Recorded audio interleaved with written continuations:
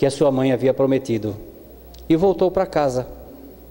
O Chico frequentou 4º ano primário apenas, e alguns episódios interessantes. Se eu não me engano, foi em 1922, quando o governo mineiro instituiu que haveria,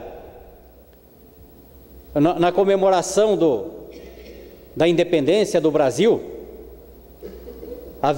teria que haver um tema no qual alguém fizesse uma redação. A redação do Chico venceu entre todos no estado de Minas. E quando alguém perguntou, mas como é que o Chico conseguiu fazer isso? Ele falou, mas não é eu, é alguém que vem aqui ditar e eu escrevo. Então esses fenômenos começavam a intrigar. A única que dava ouvidos para ele era a dona Cidália, a sua segunda mãe. Ela tinha paciência com o Chico, ela ouvia. Naquela época tem um episódio interessante, porque a família era pobre, era numerosa, e a dona Cidália começou a cultivar uma horta. E junto com o Chico, elas saíam pelas ruas de Pedro Leopoldo para vender as verduras, os legumes. E quando saíam pelas ruas, quando voltavam, percebia que alguém estava roubando as verduras. E ela acabou descobrindo que era uma vizinha. E aí ficou numa situação difícil. Como agir diante de uma vizinha que se preza a fazer uma coisa dessa? Então ela chamou o Chico. E ela disse para o Chico, Chico, você disse que conversa com a sua mãe, eu acredito em você. Pergunte para ela, conte para ela esse episódio, como é que eu devo fazer diante dessa situação? E quando a mãe do Chico apareceu, ele comentou, e ela disse, fale para a dona Cidália, que realmente a gente não deve nunca brigar com o vizinho, porque a gente nunca sabe quando vai precisar dele, nós temos que tratar com respeito, com carinho, mesmo quando sabe que eles estão fazendo alguma coisa errada, a gente tem que ter respeito. Diz para ela que na próxima vez que vocês saírem para vender as verduras, para ela chamar a vizinha e entregar a chave da casa. E assim ela fez. Na próxima vez que foram sair para a venda dos legumes e das verduras, chamou a vizinha e, sob a orientação da mãe do Chico, ela disse, minha amiga, eu vou sair para fazer as vendas e eu vou deixar a casa sozinha, mas eu ando preocupado, porque alguém está nesse período entrando e roubando as coisas no meu quintal. Como eu tenho uma confiança tão grande na senhora, eu gostaria de deixar a chave para a senhora tomar conta. Tiro e queda. A mulher, como responsável para tomar conta, não roubou mais. E aí o que ela fazia? Quando voltava, dava uns pés de alface, tomate, alguma coisa lá, e resolveu. Coisas que a gente vai aprendendo com o Chico. O pai preocupado porque o Chico sempre dizia, estou vendo coisas, estou vendo espíritos. Tinha o padre lá em Pedro Leopoldo, padre João Scarzella, era um homem bom. Ele ouvia o Chico. Chico, o que é que acontece com você? E o Chico então dizia, olha, eu não sei o que acontece. Quando eu venho à missa, eu vejo pessoas que já morreram, e elas se aproximam dos parentes, os parentes se sentem mal, e o padre dizia, mas essas coisas não existem, realmente você não bate bem da cabeça. Aí o Chico contava mais, e tem uma coisa bonita que eu quero contar, padre. Aí o padre gostou. Ele falou, quando o senhor faz a consagração da hóstia, ela fica assim tão luminosa que parece uma luz. O padre gostou daquilo. E para acabar com aqueles fenômenos, porque ele não tinha ideia do que era aquilo. Espiritismo ainda era uma coisa desconhecida em Pedro Leopoldo. Então ele deu uma penitência para o Chico. Pedro Leopoldo, uma cidade pequena do interior, tinha a festa da padroeira todo ano. E na festa da padroeira tinha a procissão, na frente o andor. Na frente do andor, o Chico carregando uma pedra na cabeça enorme. Coitado do Chico. Ano após ano carregando aquela pedra, e os fenômenos não desapareciam. As coisas só foram começar a tomar outro rumo quando em 1927 Carmen Perácio e José Hermínio Perácio,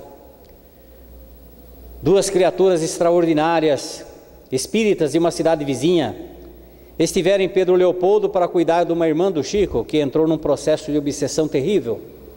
Foi a primeira vez que o Chico teve contato com o espiritismo. E na primeira sessão que ele participou, que ele tomou conhecimento do que era a mediunidade, a dona Carmen Perácio ouviu uma voz, que segundo mais tarde foi identificada como a voz de Emmanuel, dizendo para ela: dê para esse rapaz um lápis e diga para ele escrever. Na primeira reunião, o Chico já começou a manifestação da sua mediunidade. E depois de algum tempo, surgiu o primeiro livro extraordinário, magnífico, fantástico, Parnaso de Além Túmulo, no qual o Chico psicografa poesia de espíritos imortais da Academia Brasileira de Letras, de outros países, de Portugal, Cruz de Souza, João de Deus, Olavo Bilac, Antero de Quental, Augusto dos Anjos, Fagundes Varela e outros tantos poemas extraordinários, lindos, maravilhosos. Quando bateu na federação, o pessoal da federação se encantou, publicou o livro. O livro, quando saiu a público, os intelectuais se debruçaram naquele livro. Foi o marco da psicografia de Chico Xavier, em que os intelectuais da Academia Brasileira de Letras se debruçavam em cada poema, em cada verso, analisando a rima, a métrica, analisando o estilo, analisando tudo, de acordo com o poeta que assinava. E todos se surpreendiam. Testemunho de Humberto de Campos, então, da Academia Brasileira de Letras, ele dá um testemunho fantástico.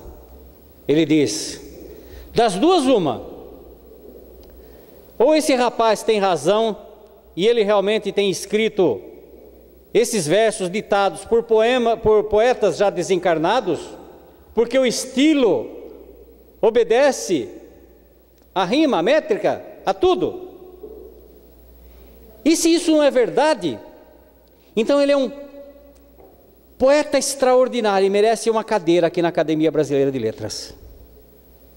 O próprio Humberto de Campos, que após o seu desencarne, escreveu inúmeros livros através do Chico, no qual no início ele assinava como Humberto de Campos, e que isso rendeu ao Chico Xavier um processo, porque a família de Humberto de Campos não aceitava aquilo e entrou na justiça com um processo contra o Chico, requerendo direitos autorais e o uso indevido de alguém falecido que pertencia à Academia Brasileira de Letras. Alguém que passou a ser taxado como embusteiro, oportunista, porque publicar livro assinado por Humberto de Campos era algo inadmissível. E uma tarde está o Chico, ele havia recebido a precatória, no qual o juiz o convocava para dar o depoimento e o julgamento, e ele está triste, sentado na soleira da porta. Já se aproximava o horário da reunião no centro, no Luiz Gonzaga, e Emmanuel aparece. O que está acontecendo, Chico? E ele diz: olha, recebi uma intimação do juiz, eu corro o risco de ser preso. E Emmanuel, sempre no seu estilo, Emmanuel sempre muito amoroso, mas rígido, chamou a atenção do Chico: Chico, levanta-se daí, não fica preocupado com essas coisas, porque você ainda é uma planta muito frágil para suportar os vendavais da vida. Você ainda não merece ser preso em nome do Cristo. Levanta e vamos trabalhar. Assim era Emmanuel. Emmanuel, que pela primeira vez, quando apareceu para o Chico, em 1931, a primeira visão que Chico teve de Emmanuel, ele relata que ele experimentava já naquela época. Ele se afastava um pouco de Pedro Leopoldo, ia para uma região local tranquilo, chamava de Açude, aonde o Chico meditava e orava. O Chico gostava das coisas bucólicas, e ele está naquela tarde em oração, quando de repente ele vê uma uma forma luminosa que vai se aproximando dele no formato de uma cruz. E ele identifica no meio daquela forma luminosa a figura de uma pessoa, de um ancião, que irradiava amor